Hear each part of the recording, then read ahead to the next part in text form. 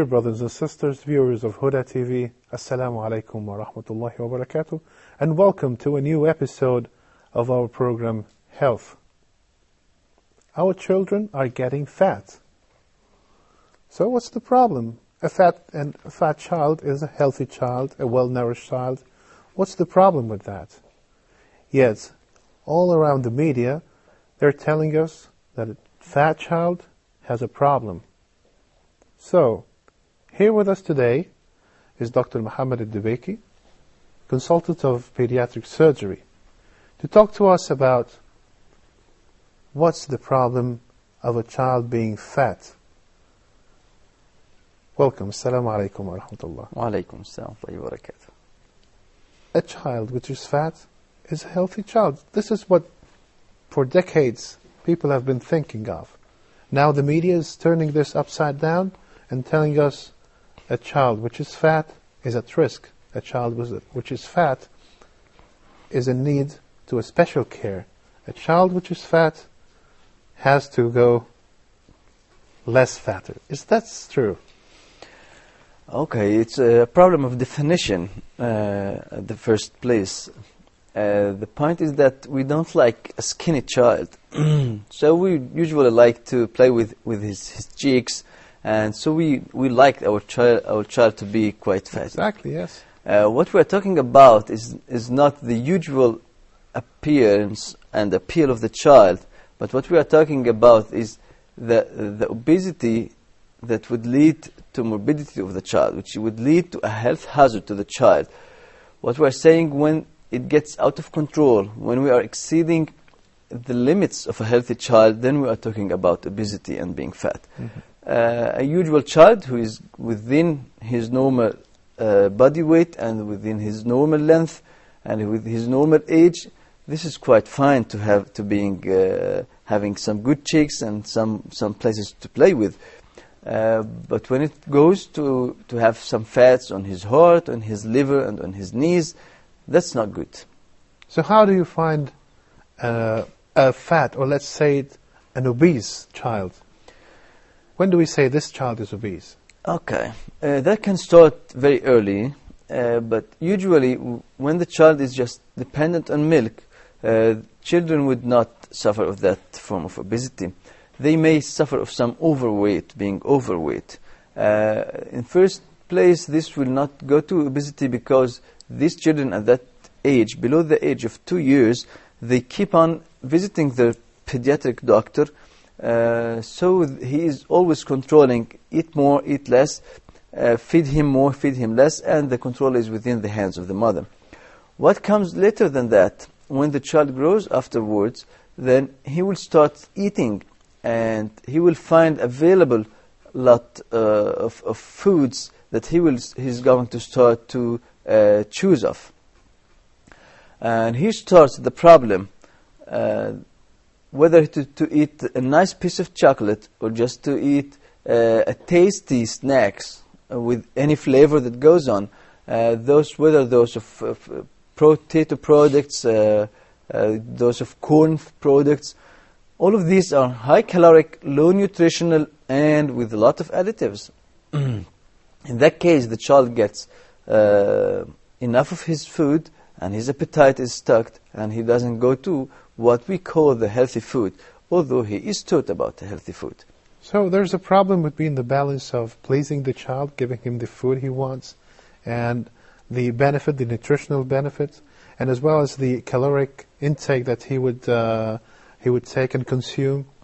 And this have been all around the media, and this have been causing everybody saying our children are getting fat, our children. Why now? Why now? Why hasn't the children have been all there eating all the time? What happened in the last few decades? Okay, what's observed now is that it's very easy that you find the parents, when we're talking about, please let your child eat healthy food, and the parents just reply that he refuses to eat healthy food and he prefers the snacks and the sweets. And the question is, how does he get this? He doesn't go by himself when he's 3 years old or 4 years old to buy them. But on the contrary, we provide him with this stuff. Yes. So we should blame ourselves more than blaming our children. They know what's healthy and what's unhealthy, but the point is that in the practical side, we are providing him with the unhealthy, so the child would get confused. You are saying that it's healthy, and you are providing it to me generously, because what's going on with the modern life style is that we feel somewhat guilty towards our children being busy all the time in work. Yes. So we're just trying to provide him with some more passion, providing him with these sweets and snacks because they like it and it's tasty. So is it only, so you're saying that it's us, you're blaming the parents. And of course I know some parents who would make it a reward to give their children a snack, a burger and some fries, or of course the sweets, just as a reward for doing something good or obedience. But you're putting all the blame on the family, the parents. I mean, all the children. Are there any other causes that could speed up the problem or make it happen to a child without getting these what we call junk food? Okay, first of all, I didn't mean to blame anyone.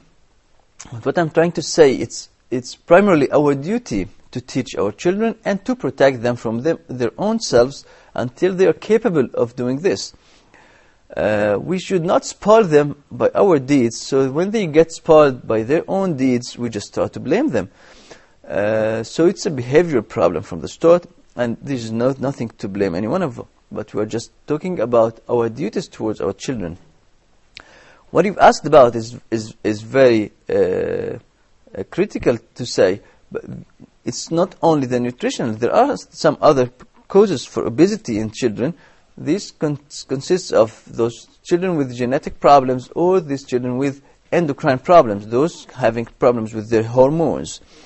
Yes. And those children should always be sought for the causes of hormones and the cause of genetics prior to deciding that the sole problem is a behavioral and feeding habit disorder.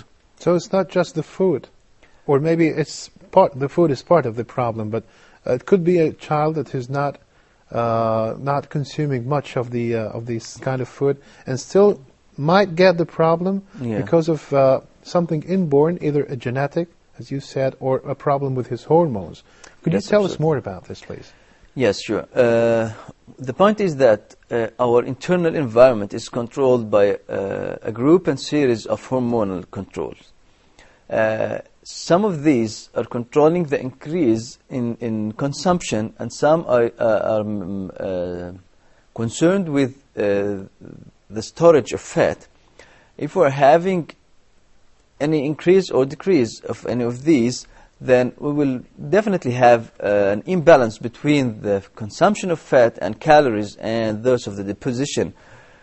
So what we're going to look for is that we are looking for the hormones that will consume the fat and will burn the calories to see if they are deficient, and we will provide them.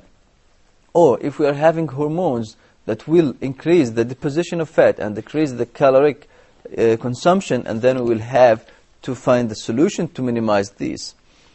That's concerning the hormonal and the genetic problems, like those when we have the whole family are fat, and this is evident that the whole family is concerned with a certain gene that will increase this.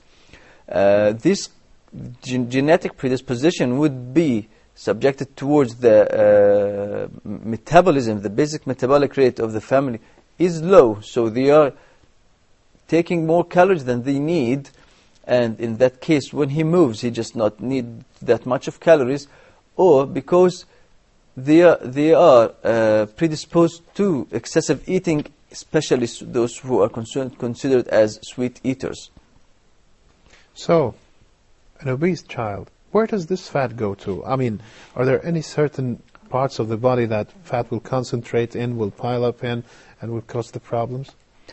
Okay, the good part of the fat will be what we will enjoy the child with when he is having it underneath his skin. And in that case he will have a moon face, and that we will enjoy that. And then he will have quite a big body, and we will say that our child is growing big.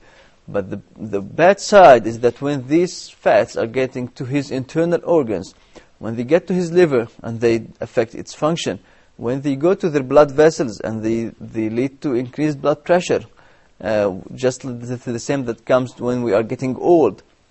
And when it goes to his heart, and it causes him heart diseases, just like what should happen to him when he's getting to the 70s and 80s. And when it comes to his knees, when his body is too heavy for his knees to carry, and then you find his skeleton, his bones are bowing because under the pressure of his weight, and then we can find some children coming to us with their knees are almost down to the ground, just to the same as the feet are. Well, just as the Prophet ﷺ said in the Hadith ﷺ, نحن قوم لا نأكل إلا إذا جوعنا وإذا كنا لا نشبع. We are people who do not eat unless we are hungry, and when we do eat, we do not eat until we're full. After the break, you'll be telling us more about the risk factors or the risk hazards that we will have with a obese child, and how would we manage the problem, either non-surgical or if we need a surgery, you will tell us what to do. Dear viewers, we'll be going to a break. Don't forget Huda TV, huda.com, and our email is health@huda.tv. We'll be coming after a short break. Assalamu alaikum.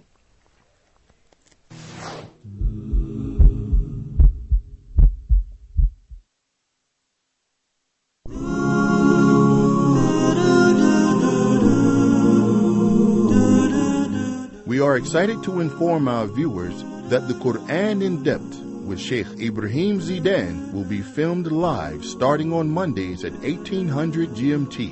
Allah subhanahu wa ta'ala says about the Quran, وَنُنَزِّلُ مِنَ الْقُرْآنِ مَا هُوَ شِفَاءٌ وَرَحْمَةٌ لِلْمُؤْمِنِينَ. That we reveal from the Quran what is cure and mercy to the believers. So the Quran is the cure physically to the diseases physically in the body and in the heart. We were ordered to recite Surah Al-Fatiha in every time we stand in the Salah, pillar of the Salah. We need to change our life according to what Allah subhanahu wa ta'ala wants from us, according to this book. As the Prophet sallallahu alayhi wasallam said, that the Quran is the thing between us and Allah subhanahu wa ta'ala. Whoever holds fast to it, he would never be led astray. We will take your calls and answer any questions you may have, as well as help you in your journey to understand the Quran properly. We hope you will join Huda TV and Sheikh Ibrahim Zidan every Monday from 1800 GMT until 1900 GMT for the Quran in Depth.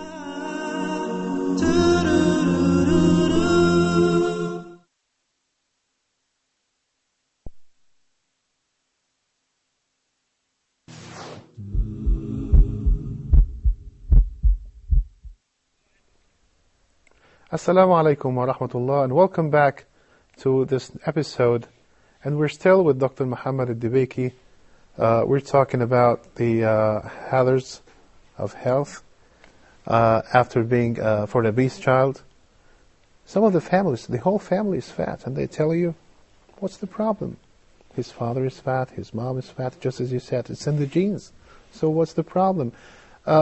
They would not recognize the health hazards they might have. So would you please tell us about what hazards could a child at a small age, how fat could a child be at an age of 6 maybe?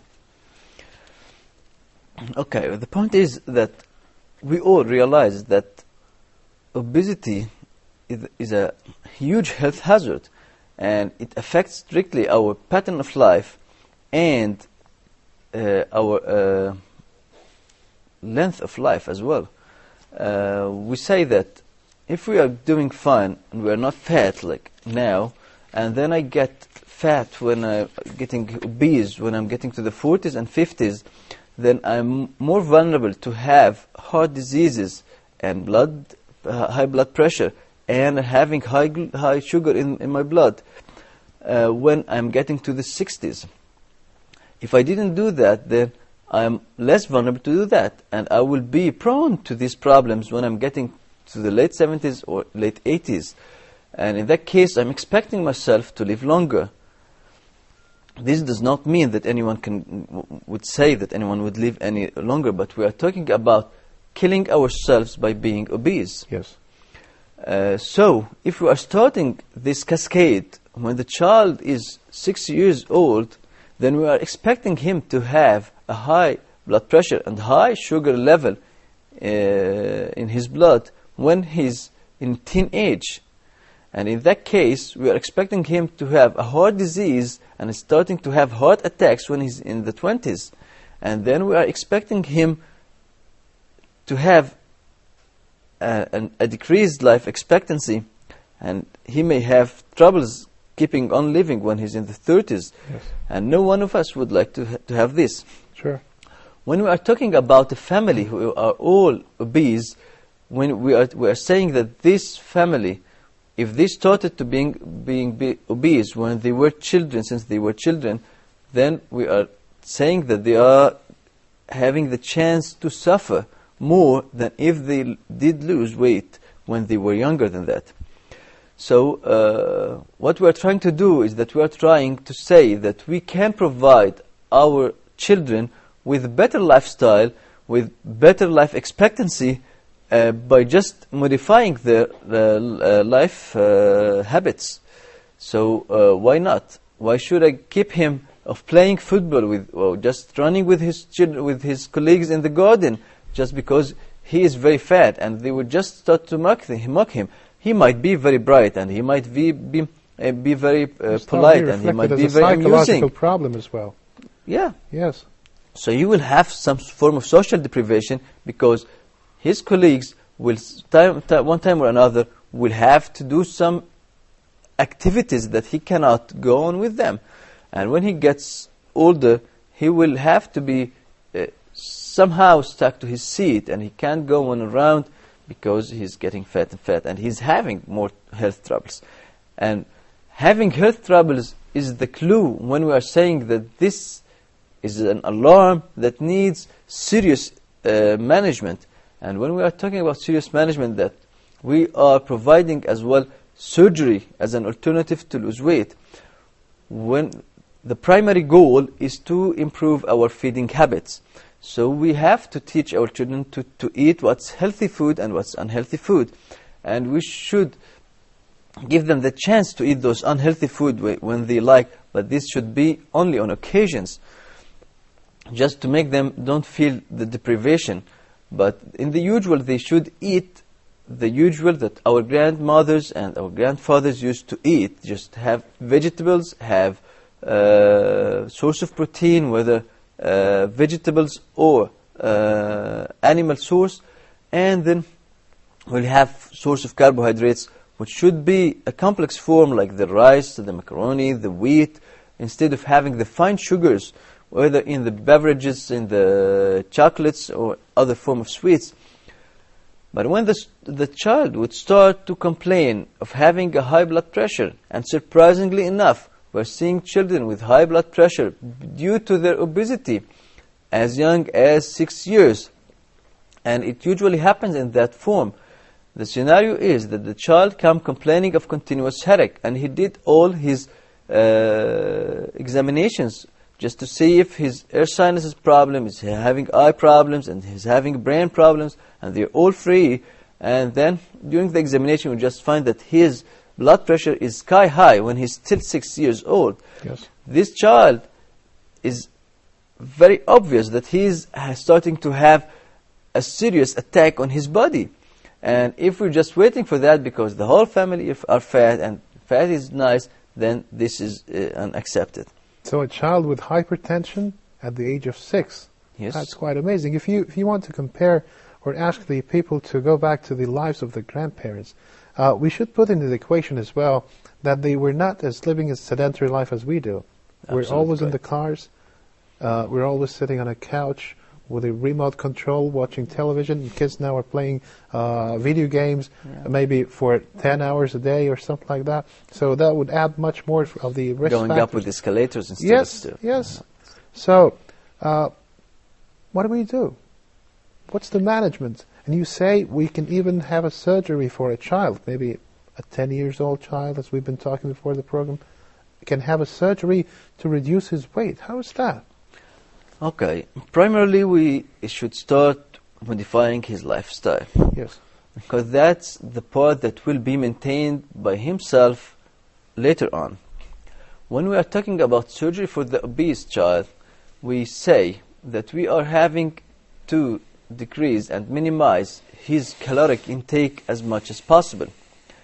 In that case, we will have to decide whether he is eating too much or he is eating a concentrated caloric food, what we call sweet eaters. If he's eating too much, then what will he need to have a form what we call restrictive procedure? A restrictive procedure is that we're getting his tummy smaller. The food goes down to the stomach, which keeps the food for a while, and when it's full, we just feel satiety. And we get this to have a small pouch. So when we get just a small swallow, it gets distended and it gives us the feeling of satiety. And in that case, this child will just eat a little or just drink a little and he is full. And in that case, he will lose the weight progressively over 3 to 5 years, which is a good time to lose the weight instead of losing it abruptly.